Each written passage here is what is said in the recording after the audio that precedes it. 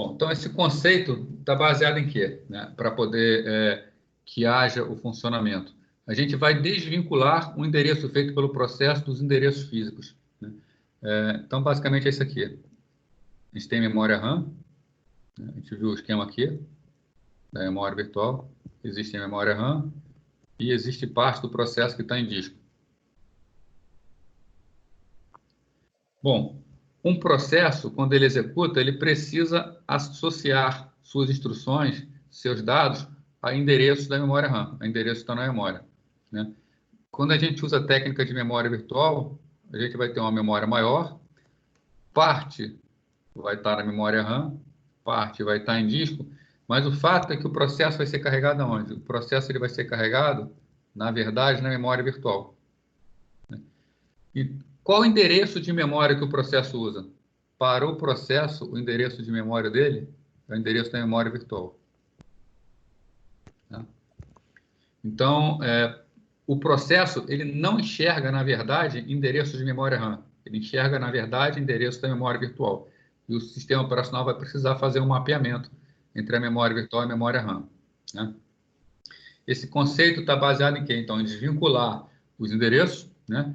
E a utilização de memória virtual também vai minimizar aquele problema da fragmentação de memória. Né? Se vocês lembrarem da semana passada, quando a gente tinha um esquema de particionamento de memória, quando os processos eram carregados e descarregados, ao ocupar a memória, sempre sobrava uma partezinha dele entre dois processos que não dava para ser utilizada, né? Era muito pequena.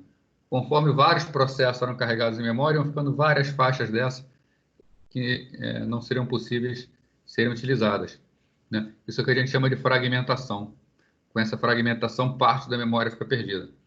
Essa memória virtual ela vai minimizar esse problema, porque a gente vai ter uma memória bem maior que a real, a gente vai carregar os vários processos na memória virtual, pode até acontecer alguma fragmentação no nível de memória virtual, né?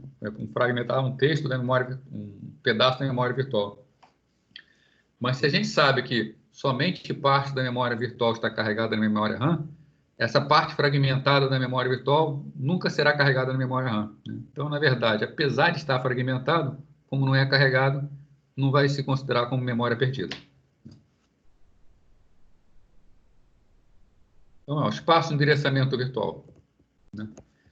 Quando a gente utiliza a memória virtual, então o processo ele não faz referência ao endereço físico, só a endereço que está na memória virtual. Isso a gente já viu. Né?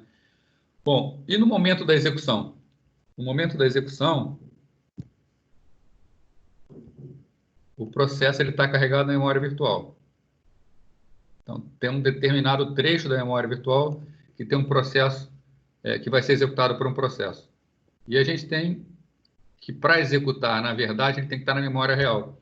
Então, essa, que a gente chama de página, vai ter que estar carregada, a página virtual, num local chamado página real, ou frame. Tá? Podem ser endereços diferentes. Na memória virtual pode ser o endereço 800, enquanto na memória real o endereço 300, por exemplo. Né? Para o processo, qual é o endereço válido? Para o processo, o endereço válido é o endereço 800, é o endereço que está na memória virtual. Então, para que isso possa funcionar, é necessário fazer o quê? Um mapeamento. Né? É necessário um mecanismo de tradução que, quando a instrução venha a ser executada, quando a instrução que está na memória virtual venha a ser executada, ela tem que ser mapeada e ser chamada a instrução que está no endereço real, porque o microprocessador ele só enxerga a memória real. Né? A memória virtual ela é virtual, para o processo ela existe, mas para o hardware ela não existe. Então, aquela instrução que está no endereço 800, virtual, tem que ser mapeada no endereço 300, real. Né? Então, o conjunto de endereços virtuais, né, é chamado de quê? De espaço de endereçamento virtual. O espaço de endereçamento virtual é aquele espaço que compreende desde o primeiro até o último endereço da memória virtual. Né? Enquanto o espaço de endereço real, né, ou seja, o espaço da memória RAM, que é aquele que realmente é válido no sistema, é um espaço compreendido do primeiro ao último endereço da memória RAM. Né? Então, é necessário que haja esse mapeamento entre os dois espaços de endereçamento. Então, a gente tem um esquema aqui, desenhadinho, tá? Onde o sistema operacional, né, vai utilizar, vou pegar minha canetinha aqui, o sistema operacional vai utilizar a memória secundária como extensão na memória principal. Então, vamos supor que aqui a gente tenha na memória principal 4 GB de memória RAM, né? E a gente na memória virtual 8 GB de memória RAM, né? Como eu vou mapear 8 GB em 4 GB?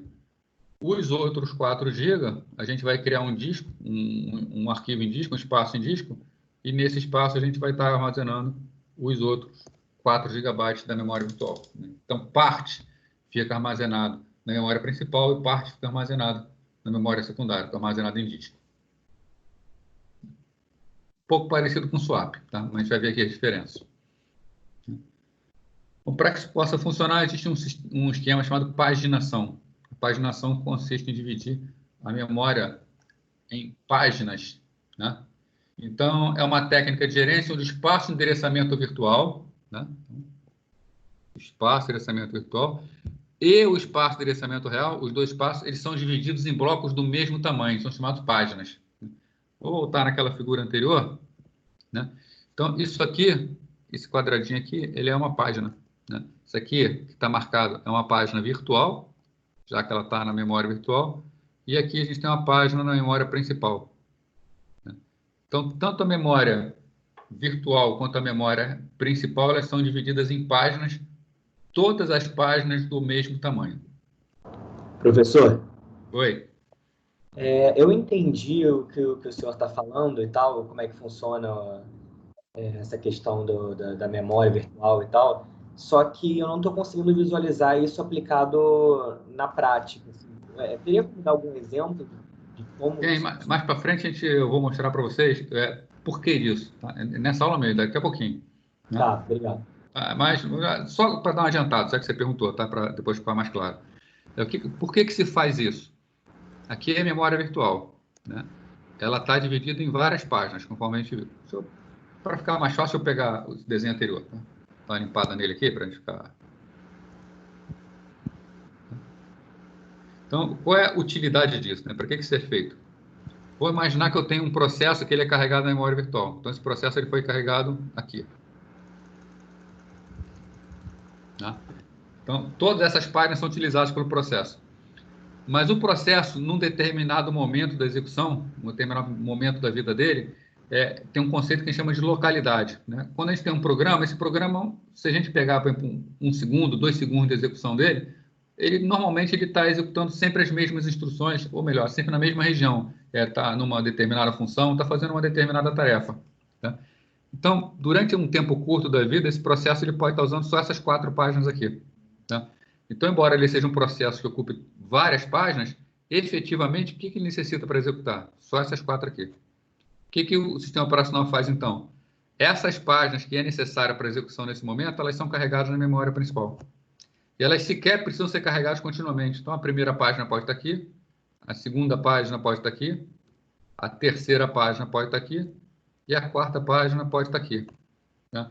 Então, qual é a questão prática disso?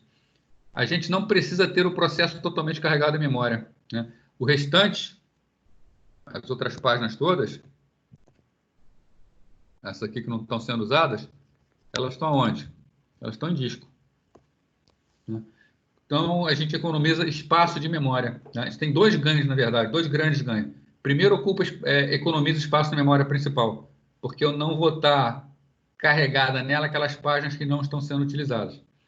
E outra questão é que, se eu não carrego na memória principal, se eu deixo ela em disco, eu economizei um tempo de carga, então o processo executa mais rápido também, né? Tá claro assim? Foi isso que perguntou ou não? Tá sim, obrigado. Vai ter algumas outras vantagens também que a gente vai ver mais para frente, né?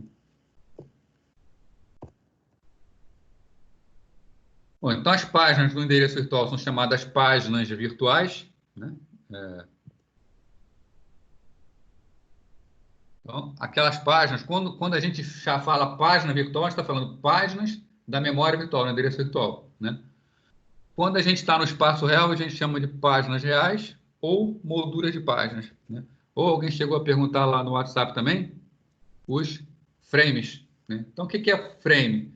Frame é a página na memória RAM, né? A página que está carregada na memória RAM. Então, aqui foi aquilo que eu já dei uma adiantada, né? Eu tenho um processo, esse aqui está falando do mapeamento. Então, por exemplo, a página 2 da memória virtual, ela está carregada na memória RAM, né? Ela está carregada onde? Ela está carregada na posição 1 da memória RAM. Então, a página 2, ela está carregada na memória RAM na posição 1. A página 0 da memória virtual, ela não está carregada.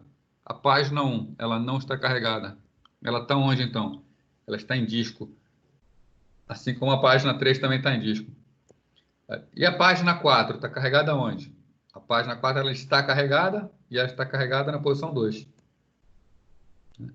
Então, a gente só vai carregar na memória principal aquelas páginas que são necessárias. Algumas vão ficar carregadas em disco. Bom, esse mapeamento, então, ele é realizado por intermédio de uma tabela conhecida como tabela de páginas, né? A tabela de páginas tem a função de, dado uma determinada posição de memória, por exemplo, a posição 8 da memória virtual, a tabela de páginas fala para ela, a posição 8 está carregada na memória RAM na página 3. Então, vai lá na página 3 que vai encontrar, né? Então, essa é uma das funções da tabela de páginas, fazer esse mapeamento, né? Sempre que o processo fizer referência ao endereço, né, vai ter um mecanismo de mapeamento que vai ter que localizar o endereço físico da página. Vai ter que, com base no endereço virtual, localizar o endereço físico. Então, como é que funciona? Tá?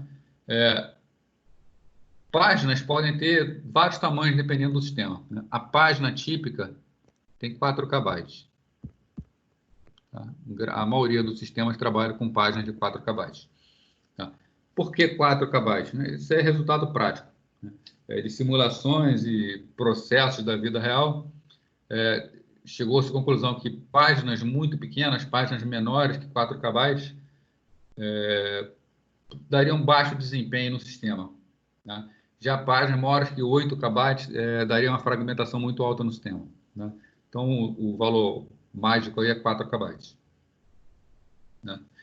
Então, nesse sistema de paginação, quando a gente tem um endereço de memória, né, esse endereço de memória ele vai ser quebrado em 2 partes, né? Na verdade, quando a gente pega o endereço ele é único, ele é uma sequência de bits. Só que considera-se essa sequência de bits como contendo 2 partes. A primeira parte vai dizer quem é o número da página virtual. E a segunda parte, um deslocamento dentro dessa página virtual.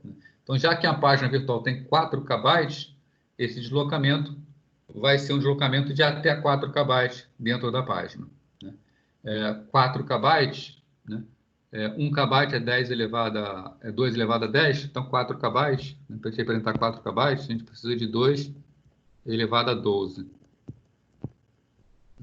Então, esse campo de deslocamento aqui para páginas de 4 KB tem 12 bits. Às vezes não ajuda, não. 12 bits.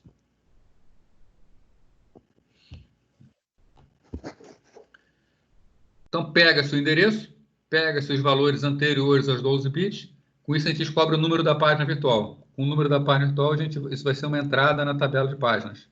Entra na tabela de páginas, descobre o quê? O endereço inicial do frame.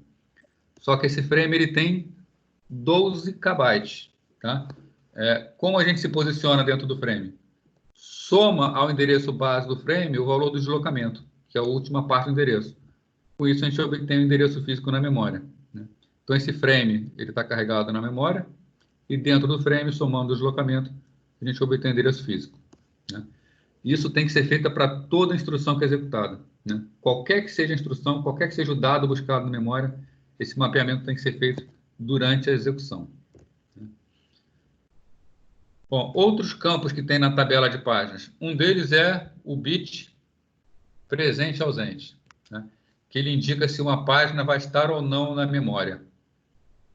Esse bit é importante porque se uma página for acessada, a primeira coisa a se fazer é conferir esse bit. Se o bit estiver marcando que a página está carregada na memória, é só mapear. Se o bit disser que a página não está carregada na memória, a gente diz que aconteceu o quê? uma falha de página, ou page fault, né? É importante ressaltar aqui que falha de página não é um erro, é uma situação que acontece, né? A falha, esse nome falha está indicando o seguinte: houve uma falha ao buscar a página na memória RAM. Mas isso não quer dizer que tem um erro, simplesmente quer dizer que a página precisa ser ainda carregada na memória RAM, né? Então, a falha de página é simplesmente não encontrar a página na memória RAM. O que a gente faz, né? Sempre que ocorre uma falha de página, o sistema operacional vai selecionar uma moldura de página, liberar essa moldura de página e, se necessário, gravar em disco. Então, tem a memória RAM aqui, a memória RAM está cheia, né? E a gente precisa encontrar uma página para sair. Por alguma razão qualquer, um algoritmo selecionou que a página a sair da memória é essa página aqui, né? O que a gente tem que fazer? Tirar essa página, jogar ela para o disco e carregar no lugar dela a nova página. Tirar essa página, gravar em disco, a gente só vai gravar em disco se for necessário, né? Então, além do bit presente e ausente, existe também um bit na página chamado modificada. Se a página foi modificada, ela tem que ser gravada em disco. Se ela não foi modificada, a gente não precisa perder tempo gravando ela em disco, porque aquilo que está em memória RAM é cópia do que estava em disco anteriormente.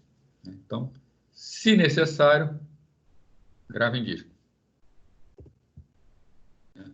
Então, à medida que o processo vai tendo suas páginas carregadas, né? Então o processo ele é carregado, depois ele carrega outra página, carrega outra, o que vai acontecer? Quais são as páginas que o processo vai estar utilizando?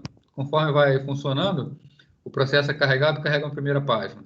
Aí daqui a pouco carrega outra página no outro lugar. Aí carrega outra página. Aí daqui a pouco carrega mais uma página, né? Então, conforme o processo vai sendo carregado, as suas molduras de páginas vão ficar espalhadas pela memória RAM. Lembrando que isso aqui está acontecendo na memória física, na memória RAM. Na memória virtual, o processo está bonitinho, né? Esse processo está contínuo, né? Só que as suas páginas é que vão ser gravadas em posições aí quase que aleatórias da memória RAM, né? Então, lembrando, o processo ele é sequencial, ele é bonitinho, ele inicia no endereço e vai até o final daquele endereço continuamente, na memória virtual, que é a memória que ele acredita que existe. Na memória RAM é que vai estar tudo bagunçado por um mapeamento do sistema operacional, né?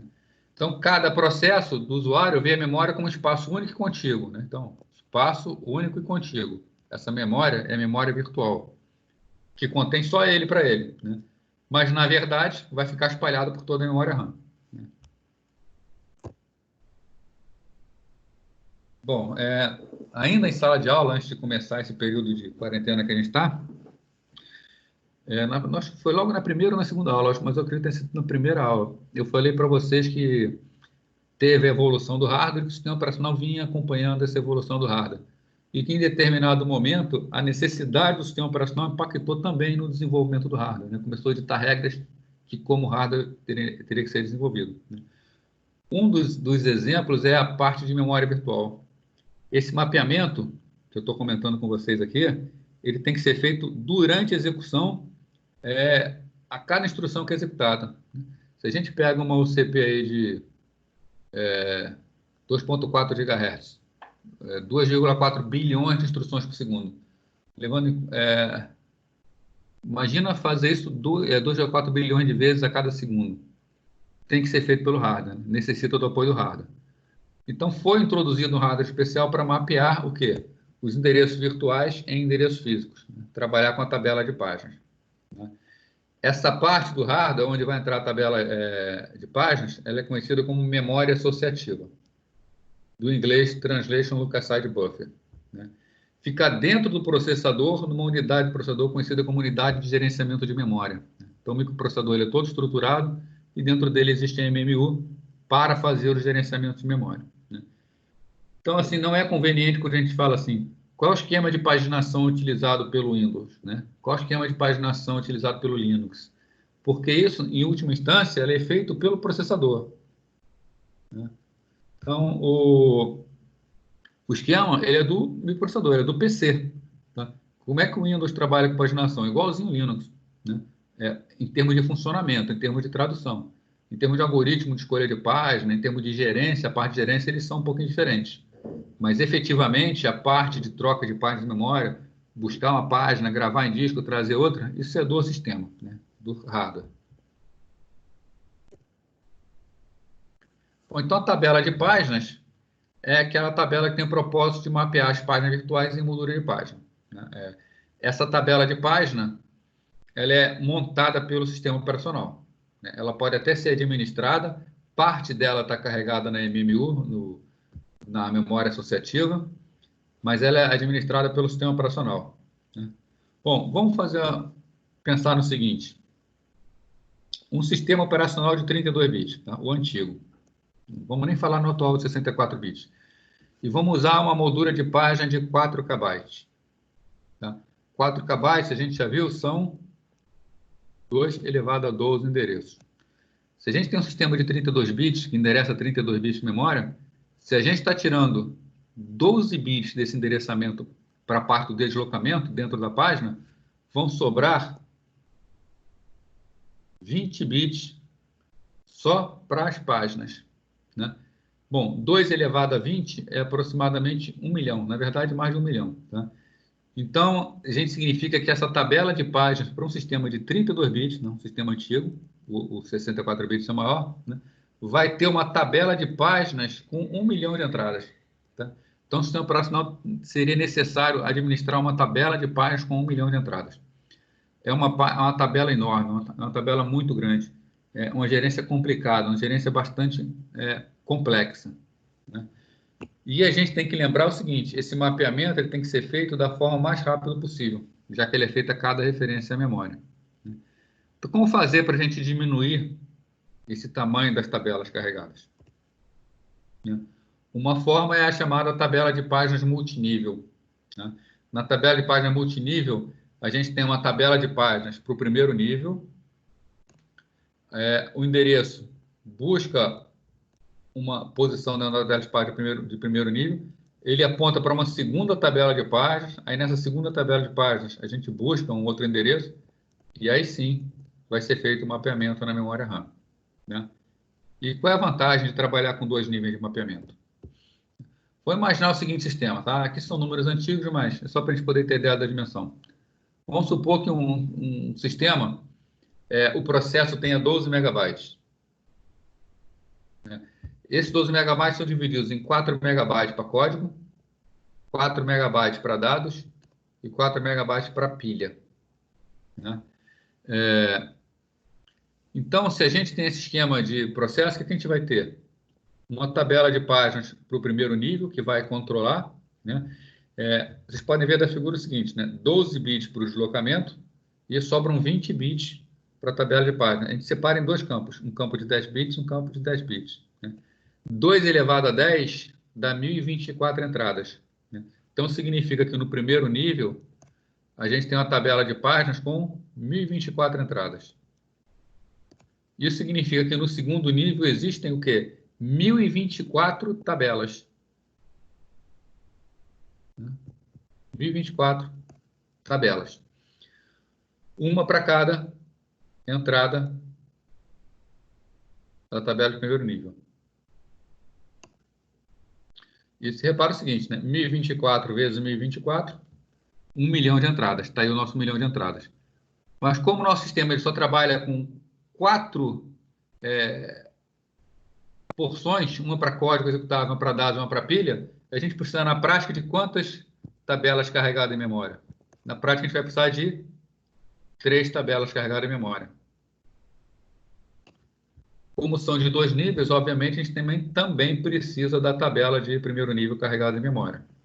Então, em vez daquele monte de endereços, para um processo eu necessito apenas de 4 tabelas carregadas em memória, né? Então, a gente vai ter carregada a tabela de primeiro nível, vai ter a entrada 0 apontando para a tabela de código executável, a entrada 1 apontando para os dados, a entrada 2 apontando para pilhas. E as outras 1000, né, entradas não existem, elas são inválidas. Com isso, quantas tabelas a gente vai ter em memória?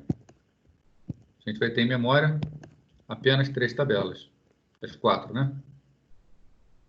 Consequência disso, Se são necessárias apenas 4 tabelas, né, e cada tabela tem 1000 entradas, significa que, para esse sistema, eu tenho 4.000 entradas. Enquanto anteriormente, se eu utilizasse tabelas de apenas um nível, em vez de tabela de 2 níveis, eu precisaria de uma tabela de 1 milhão de entradas. Então, estou diminuindo, né, uma situação dessa, uma tabela de 1 milhão de entradas para uma tabela de 4.000 entradas. Fica bem mais fácil de administrar, né? O inconveniente é que o endereço vai ter até agora 2 níveis, né? 2 níveis de endereçamento. Então, são necessários o quê? Um primeiro mapeamento, um deslocamento para fazer um segundo mapeamento, para somar com o deslocamento para poder ter o endereço físico. Então, esse aqui é um exemplo, né? N1 aponta para a tabela de página de primeiro nível. Daqui a gente puxa o endereço da onde está a tabela de página de segundo nível. N2 é para descobrir dentro da tabela de segundo nível onde está a página virtual. Tendo a página virtual, a gente sabe onde na memória RAM está essa página virtual. Soma o deslocamento, a gente mantém o endereço físico, né? Então, é um passo, são passos, é complexo, tem que ser feito muito rápido, então só pode ser feito pelo hardware, né? Então, exemplo de uma, não sei se daí que teve a pergunta da árvore, não sei se daí que alguém está imaginando que pudesse ser uma árvore, mas apesar de lembrar, isso aqui não é uma árvore, né? Isso aqui está dizendo apenas que cada entrada aponta para uma tabela e essas tabelas podem estar apontando para qualquer lugar do disco.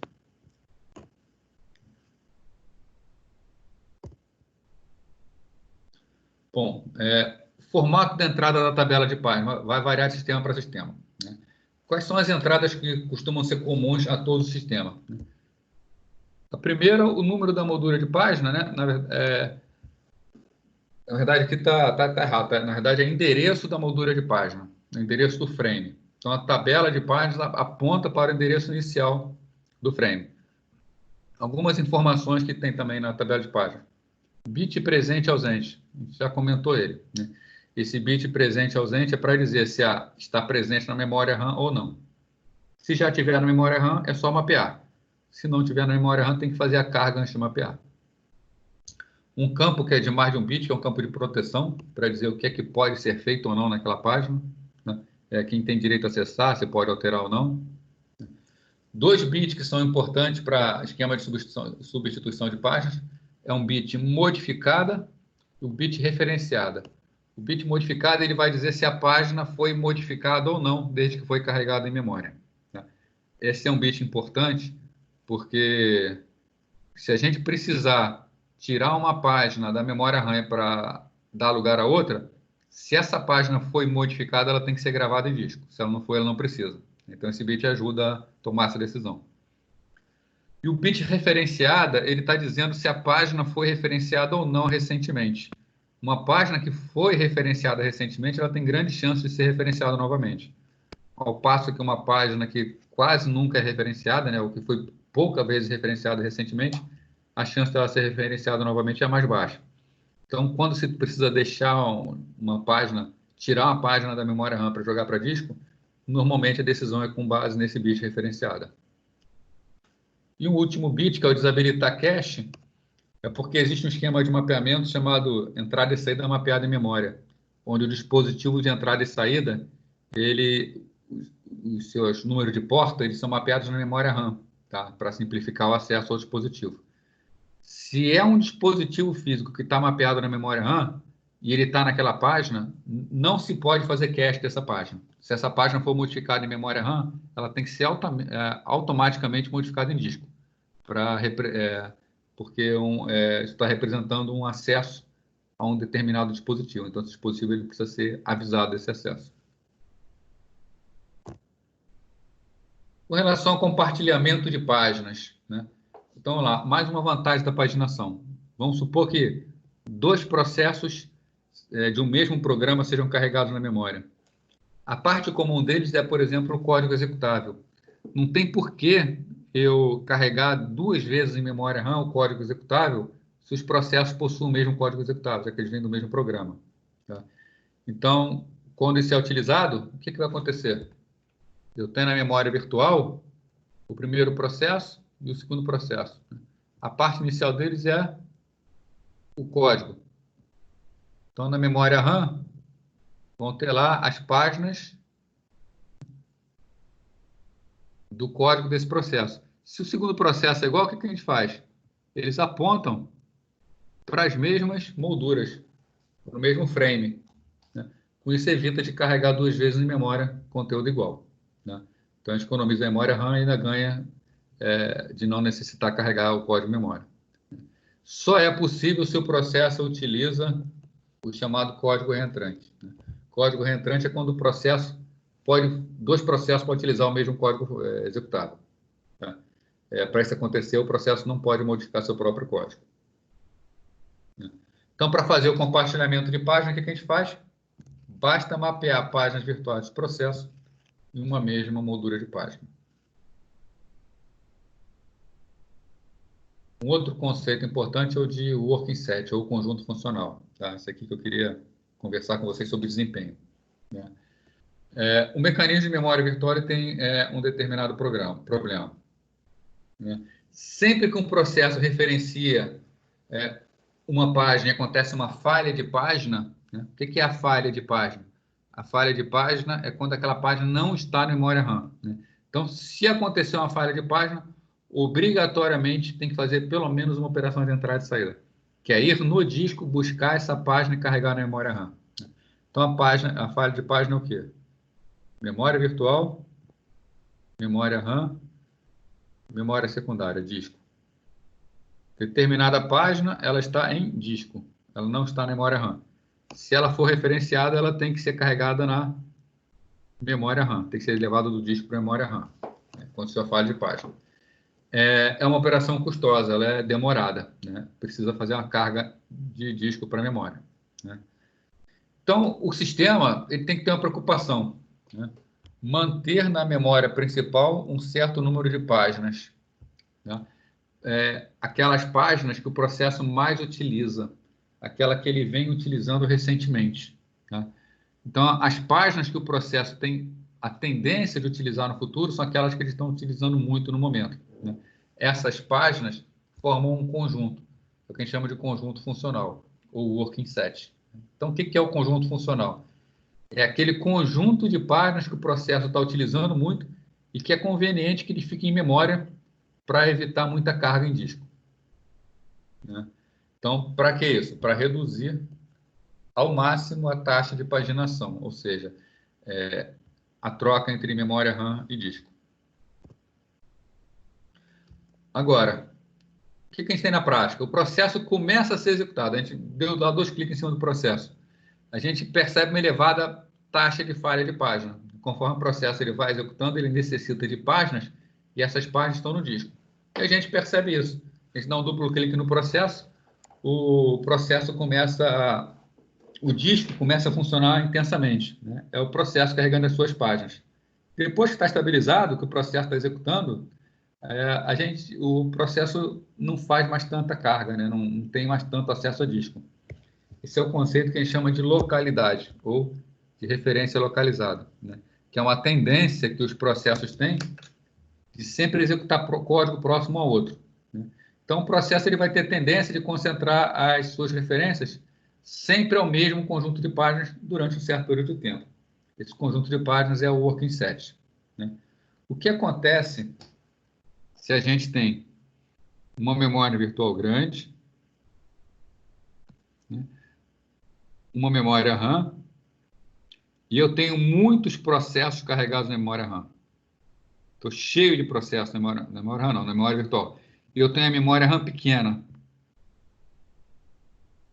O que vai acontecer? As páginas do primeiro processo vão estar carregadas, do outro também, né? E pode acontecer de não ter memória RAM suficiente para carregar todas as páginas de todos os processos. A memória RAM é pouca. Então, significa o seguinte, esse working set que os processos necessitam que estejam carregados em memória RAM não estarão carregados. Porque o primeiro processo carregou as suas páginas. Beleza. Vou pegar aqui o primeiro processo carregou as suas páginas. Beleza, funcionou. Aí o segundo vai e carrega as suas. O terceiro vai e carrega as suas. Quando o quarto processo for tentar carregar as suas páginas, o que aconteceu? não tem, as suas páginas não estão em memória. Então, para que ele possa carregar suas páginas, o que vai acontecer? Né? O primeiro processo terá suas páginas retiradas da memória RAM. Porém, quando esse primeiro processo for executar, ele precisa trazer de volta as suas páginas.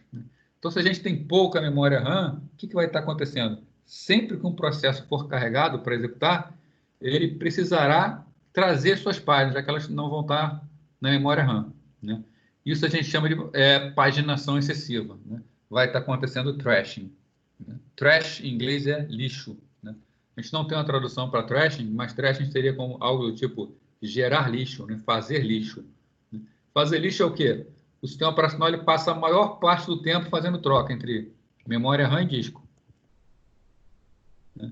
Então, fazendo troca entre memória RAM e disco. Oi. Tirar uma dúvida aqui. Com relação a working set, por acaso tem alguma relação quando, por exemplo, depois que a gente executa um primeiro programa, nas próximas execuções ele demora muito menos tempo para carregar, por exemplo? Tem, exatamente. Exatamente. Porque o que aconteceu? Esse working set dele já está carregado em memória. Né? Então, vamos supor que você executou o programa e parou de executar esse programa. O sistema operacional, a princípio, ele poderia limpar a memória RAM, não poderia? Mas por que ele vai limpar? Na verdade, ele vai deixar o que está na memória para, no futuro, ser apagado com uma nova carga. Agora, se você carrega o seu programa, né, você vai ter dois níveis aí. Esse primeiro vai ser mais rápido porque as páginas dele já vão estar carregadas. Né? O mais rápido mesmo, porque você falou, é a questão da cache, tá? Que a gente também vai estudar. Porque a cache disco ela vai estar formada em memória. Então, você vai ter menos acesso ao disco. Né?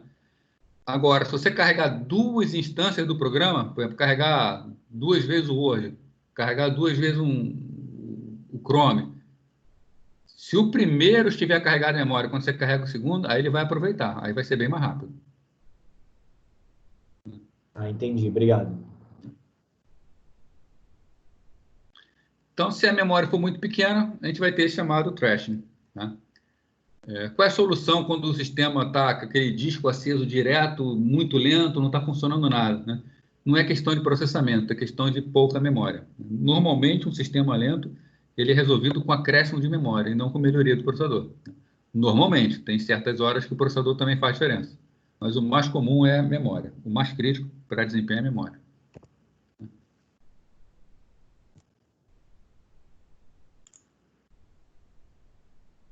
Vou voltar aqui. Bom, alguém tem alguma pergunta a fazer desse assunto de hoje ou qualquer outro assunto? Professor? Oi.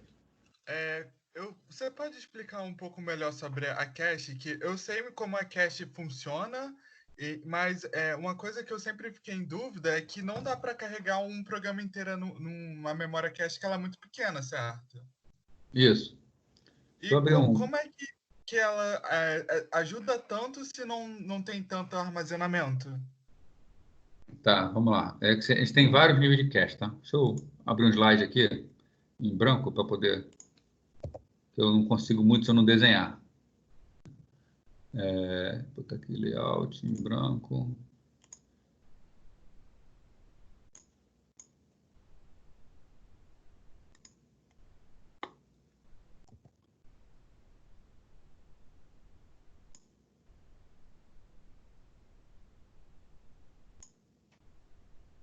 Tá vendo a tela em branco?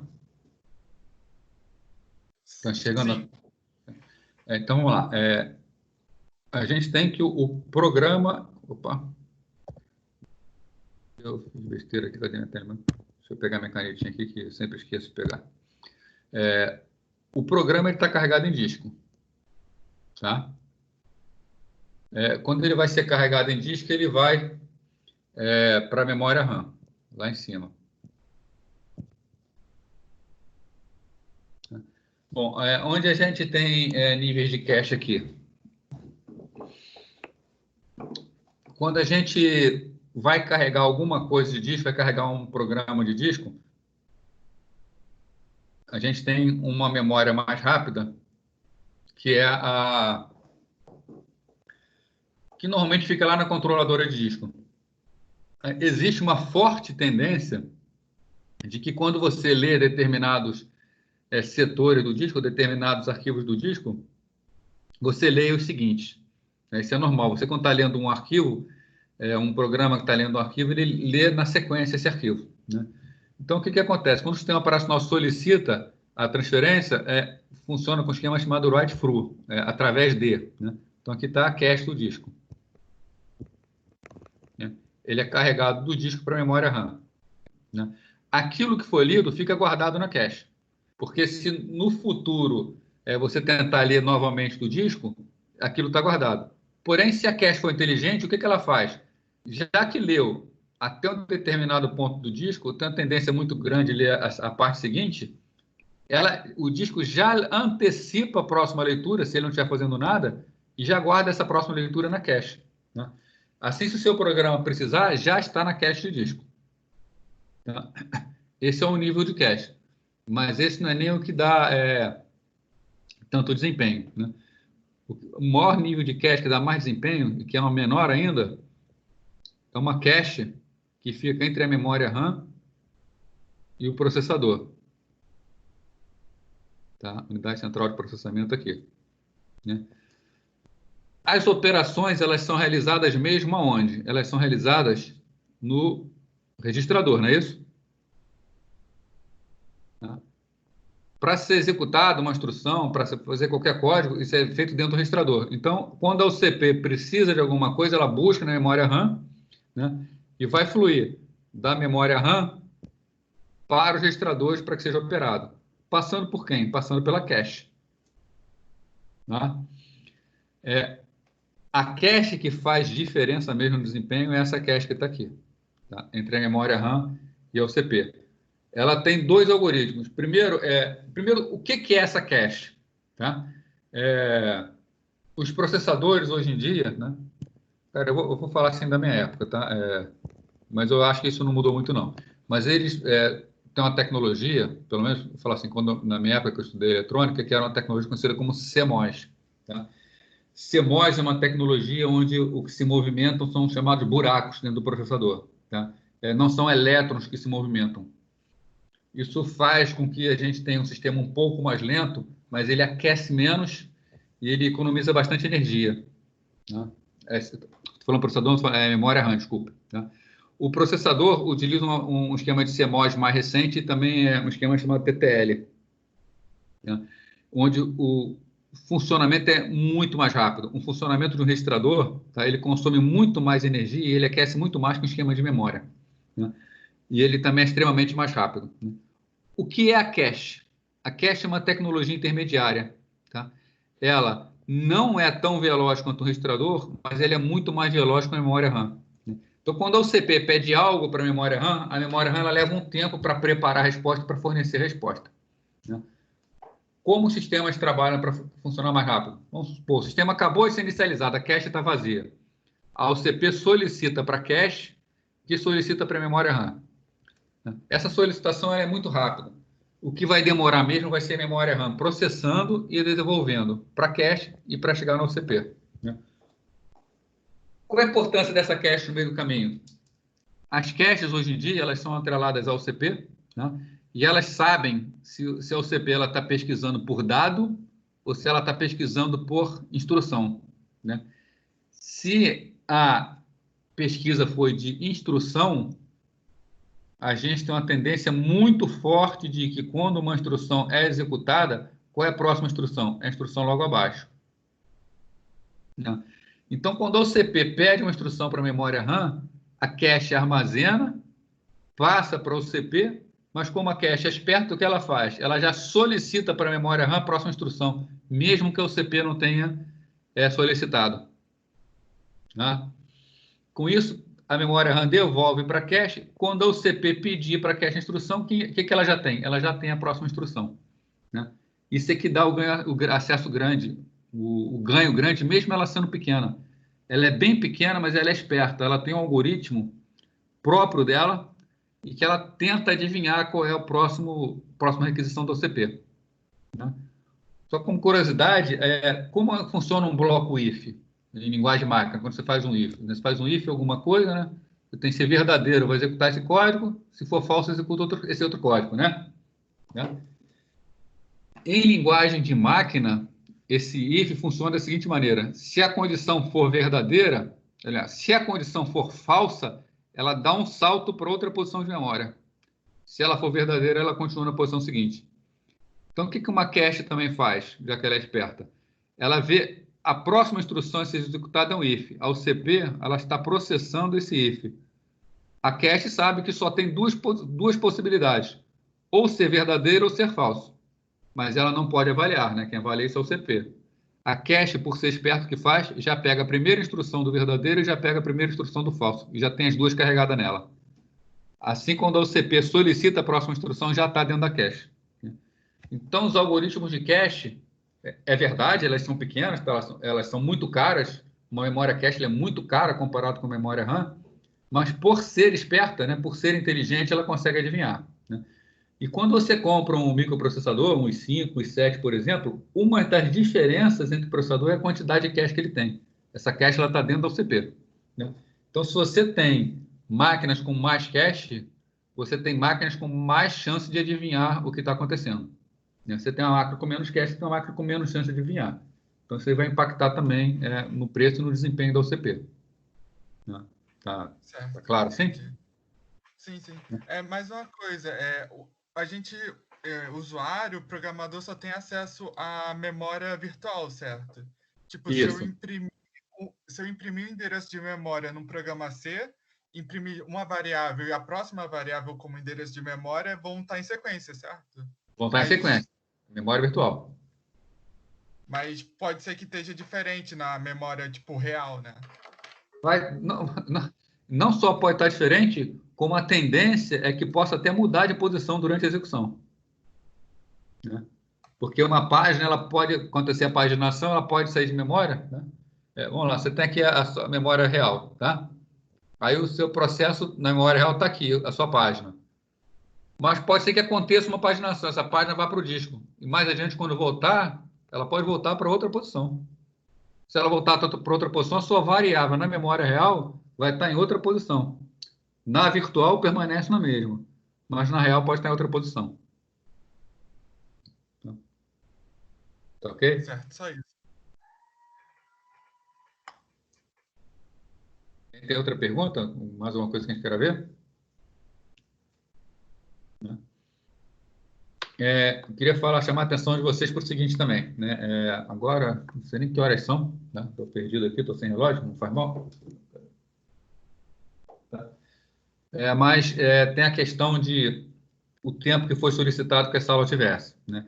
Então, eu precisei tirar dessa aula para poder conversar com vocês os algoritmos que fazem a escolha da página. Tá? Então, por exemplo, uma determinada página de memória tem que sair para dar lugar a outra. Qual é a página que é escolhida? Então, tem alguns algoritmos que fazem isso, que é o final da aula que eu tive que cortar. Né? A aula que tem no YouTube, se vocês pegarem lá e forem para o final, vocês têm esses algoritmos e eu explico lá qual é o funcionamento. Né? E se alguém já assistiu, quiser tirar dúvidas sobre isso agora, a gente pode tirar. Né? Se quiser tirar semana que vem também, ou qualquer outra semana, ou através do fórum, ficar à vontade para a gente fazer isso.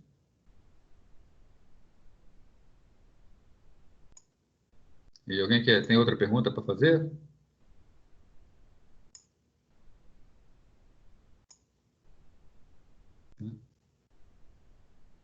Não, então, se não tem pergunta nenhuma, durante a semana pode usar lá o fórum para tirar dúvida e semana que vem a gente se encontra novamente. Tá? Boa noite para vocês todos aí.